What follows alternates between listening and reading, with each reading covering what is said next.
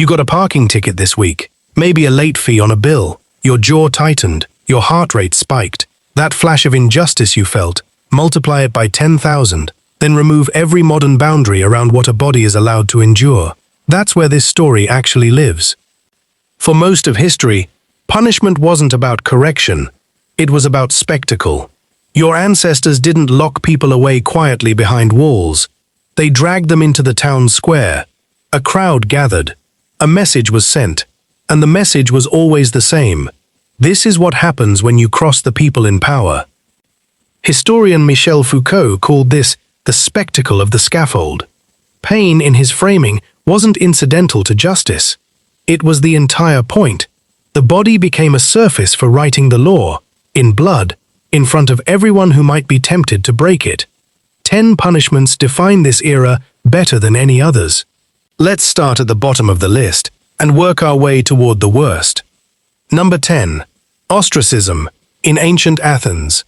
No blood, no blade, just a vote. Once a year, citizens could write a name on a broken piece of pottery, and if enough names matched, that person was exiled for 10 years. No trial, no crime required, just enough public suspicion.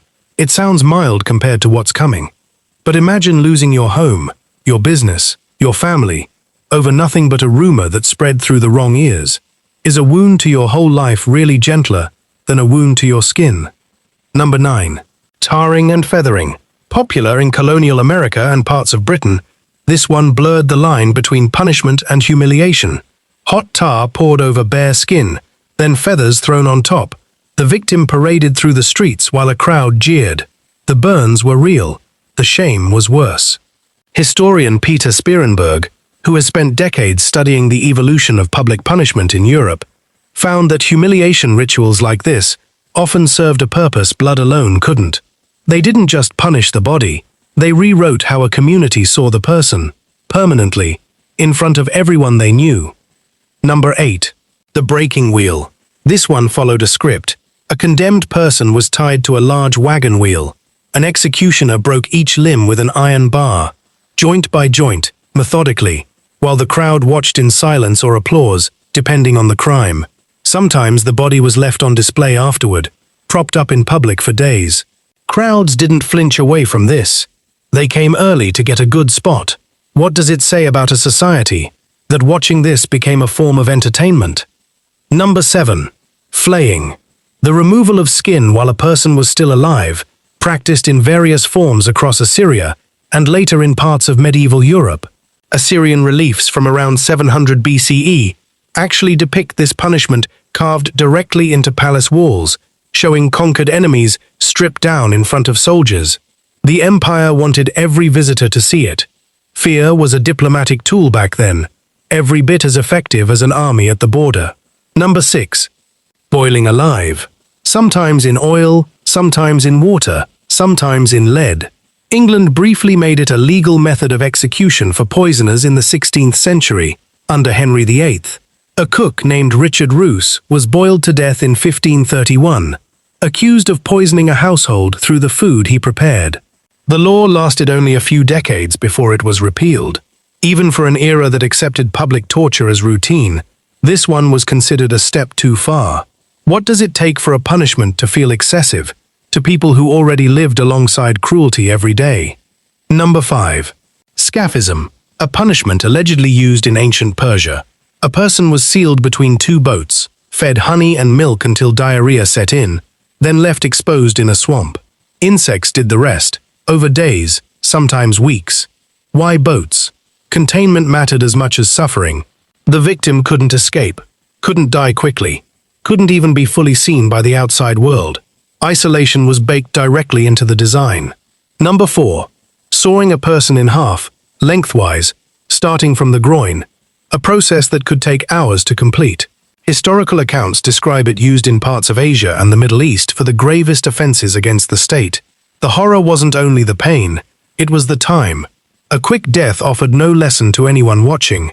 A slow one offered hours of visible suffering for a crowd to absorb and remember. Number 3.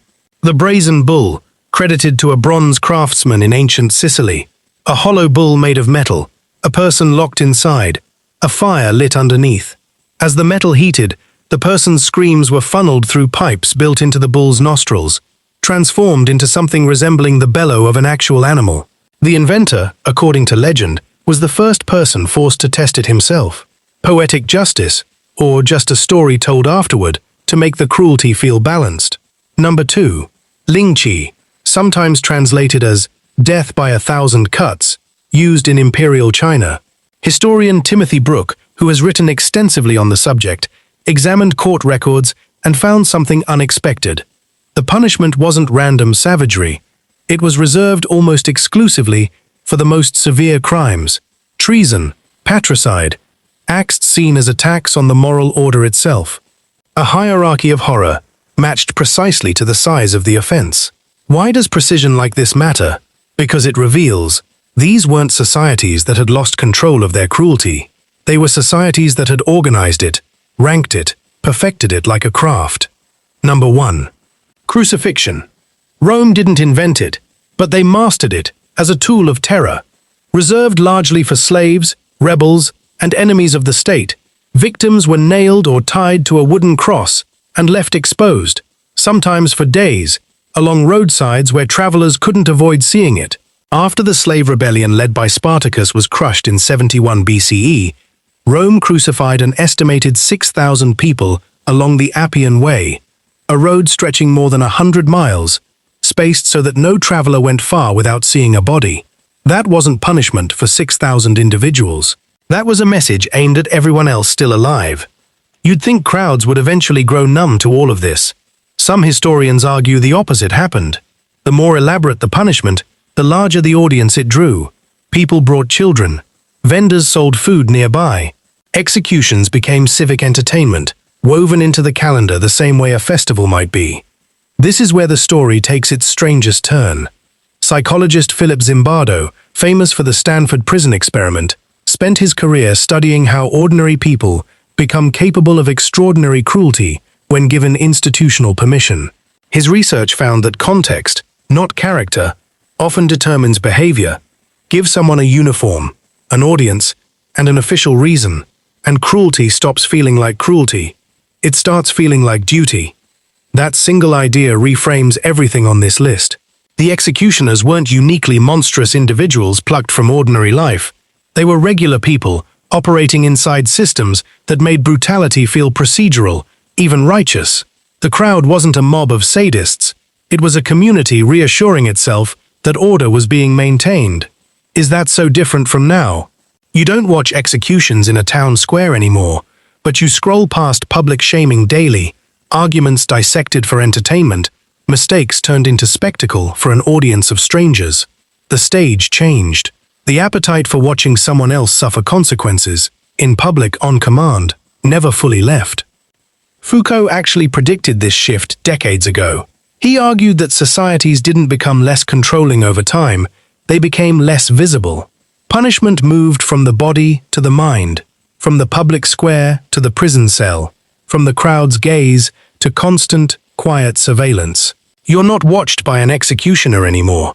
You're watched by an algorithm, deciding what you'll see next, and who it shows you failing. That's the real twist hiding inside all this horror. The punishments changed shape completely. Bronze bulls and breaking wheels gave way to solitary confinement and social exile. But the underlying need, to make an example, to remind everyone watching exactly where the line sits, never disappeared. It just got quieter. You complained about a parking ticket this week. It felt unfair, disproportionate, a small sting of injustice against your day. Now you know what disproportionate actually looked like for most of human history, and how much of that instinct to watch someone else pay a price in public never really left you at all.